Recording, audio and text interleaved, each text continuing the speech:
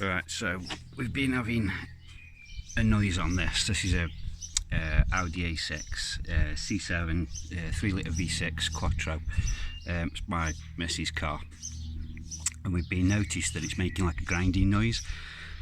I'd expect it to be a bearing, but what's made me think it's not a bearing is when we change direction, it doesn't make any difference to the noise, and it seems related to the wheel speed and not the engine speed. So we've had it up on a lift and gone through everything, can't see any issues with it at all, absolutely nothing. So I'm going to start digging into it now, see what it is. I've got a bearing because they're quite cheap, and I'm expecting it to be a bearing. But I just want to go through the brakes as well, make sure nothing's dragging. I do know there's some score marks on the discs, but that's from where the pads got too thin before. So I just want to check everything out, just make sure nothing's warped, and I'll take you along, see what I find. Right, so once you've got the wheel off, this is pretty much what you're going to be looking for. So I'm just going to walk you through what's going to happen, and then you can decide whether it's a job you want to take on yourself. This is the bolt for the drive shaft. That's a 19mm Allen key or hex bolt. That's got to come out. I find it easier to take them out earlier, sooner rather than later, because I don't have an impact gun here. So you can always just tap out the centre cap of the alloy, sit the car back on the ground, and use the weight of the car for undoing that. Just put a you want to be doing it with a 1/2 inch drive, so extension bar, pry bar, whatever. They're usually very hard going. I prefer to use a pry bar to a impact gun anyway, because I don't want to be rounding these off. So lots of pressure, but slow continuous pressure I find works better. Interestingly, the new one to go on here is a 17mm rather than a 19mm. So that's coming off. That's a T30 Torx head to get the disc off. Then we've got the caliper. Okay, majority of calipers are pretty straightforward. So where my grubby little fingers are, you'll usually have a very similar setup to this, but quite often these are a 7mm Allen key that you'll undo and pull the pin out. So knot off. If there's an Allen key underneath, we'll take that out, pull these out. That'll take the caliper off with the pads, spring clip. That gets that out of the way. And then we're going to need to take the caliper carrier off as well. Well, not fully off, but you've got one of these down here, and exactly the same up towards the top. One's got to come out, and one's got to be really loosened off to let you take the disc off. Then once the disc's off and out of the way, these, I think they're an M12 multi-spline. There's 4, one in each corner. These are the bolts that hold your bearing on. So they've got to come out to take the bearing and hub out. You can buy just the bearing, but then you've got to press it, or you can buy a pre-assembled hub and bearing. I'd go for the pre-assembled one. You haven't got to worry about pressing it in, then it's just bolting it in place. So that takes that off, but we've got to get the drive shaft out of the way.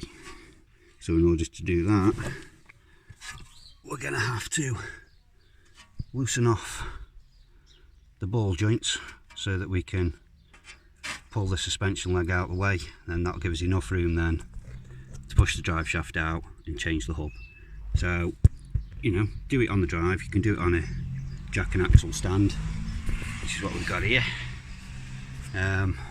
So as long as everything undoes, it's not too bad of a job.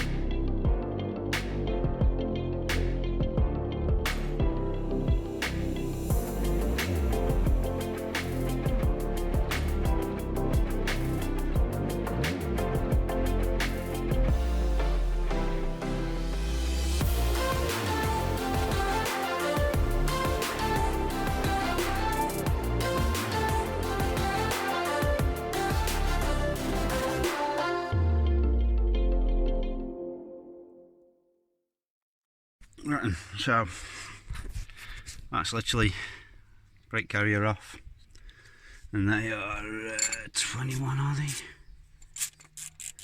Yeah, 21mm bolts that hold these on,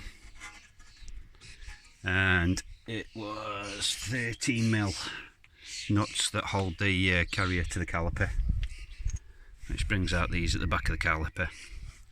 And then this is your hub with your bearing that goes through the side. You can see where it's bolted on to the bottom of the suspension leg.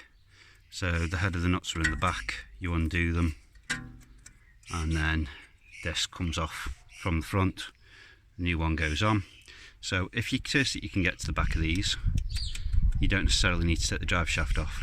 These are just, you'll see on the video, I was just undoing it and pushing it in by hand.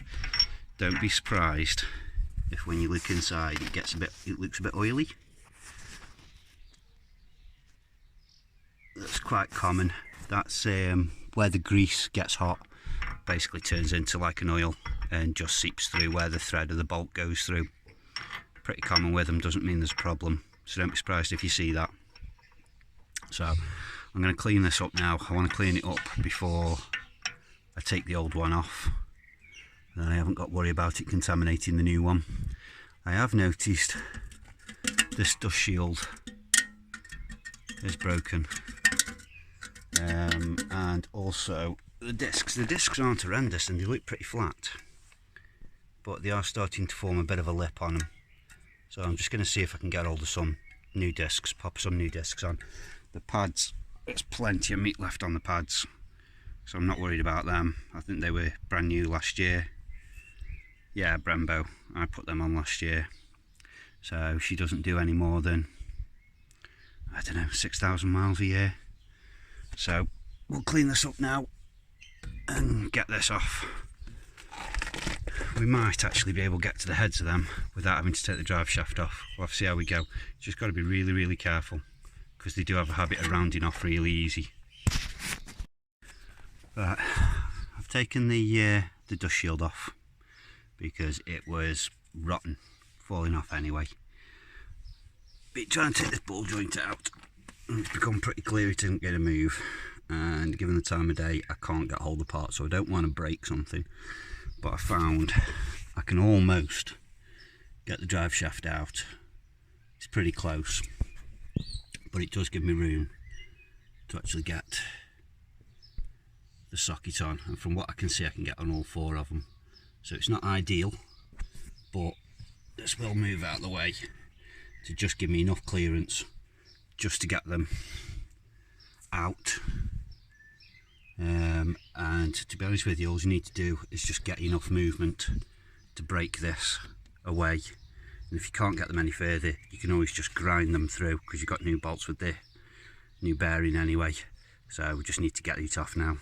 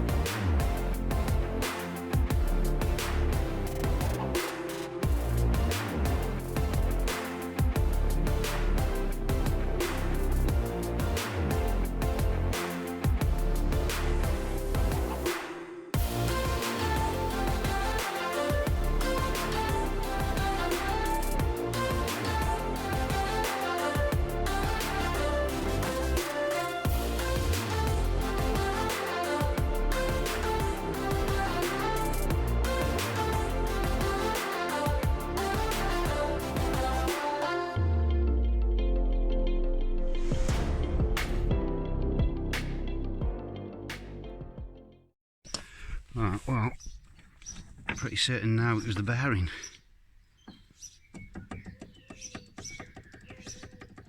If you can hear that, and it's still fused to the leg at the minute, so it's not that that's moving. so don't feel too bad now about beating it to death with a hammer to get it off. And then the new one can go in. Right, took some going, but managed to get it out. Ended up resorting to the slide hammer and oil.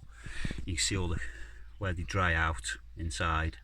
So this is just powder. It'll rub off wire brush, brush that off, clean it all up, clean the surface up. It's just where it's oxidised.